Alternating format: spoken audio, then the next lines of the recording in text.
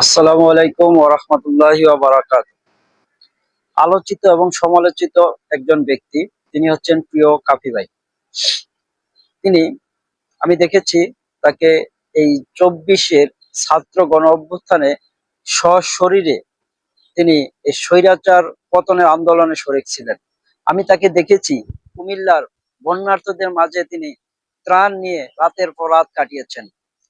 আমি দেখেছি তাকে ৩২-এর ধানমন্ডি ৩২-এ স্বৈরাচারের বাড়ি জনসাধারণের অভ্যুত্থানে তিনি সামিল ছিলেন।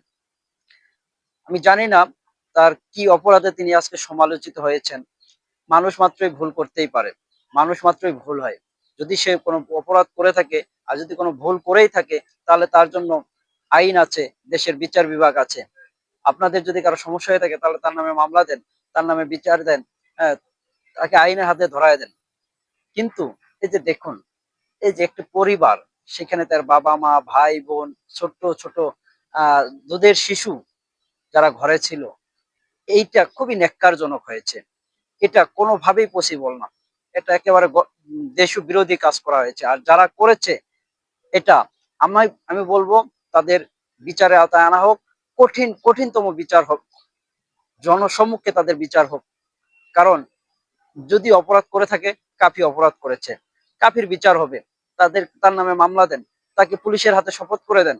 কেন তা আপনারা কাফির বাড়িতে আগুন দিতে গেলেন? বাড়িটাকে আগুন দিয়ে একবারে ধ্বংসস্তূপ বানায় দিছেন।